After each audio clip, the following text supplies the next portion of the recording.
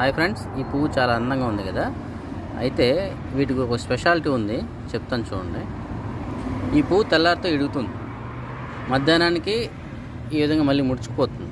So ఇప్పుడు ఇంకొంచెం ఉంటే ముడుచుకుపోతుంది. ఈ విధంగా ముడుచుకుపోయిన తర్వాత మరుసటి రోజు ఏమవుతుందంటే తెల్లవారికి ఇదిగోండి ఈ విధంగా ఇడుగుతుంది లైట్గా.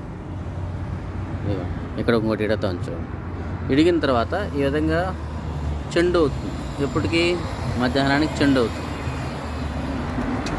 మళ్ళీ కొంచెంసేపటికి ఏమవుతుంది, అది మొత్తం ఊడిపోతుంది.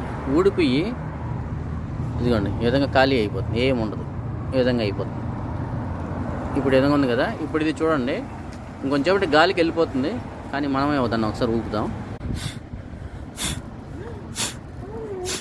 ఇదిగోండి అట్లా గాలికే వెళ్ళిపోతుంది అది. మనం ఇప్పుడు ప్రస్తుతానికి ఊపాను, కానీ మామూలుగా అయితే గాలికి వెళ్ళిపోతుంది. ఈ విధంగా మధ్యాహ్నానికి ఈరోజు తెల్లారితో ఈ పువ్వు పూస్తుంది, మధ్యాహ్నానికి ముడిచిపోతుంది. మరుసటి రోజు తెల్లారితో చిన్నగా ఈ విధంగా ఇడుగుతుంది, మధ్యాహ్నానికి మళ్ళీ వెళ్ళిపోతుంది. సో మరుసటి రోజు వచ్చి తెల్లగా ఉంటుంది, మొదటి రోజు వచ్చి ఎల్లోగా ఉంటుంది.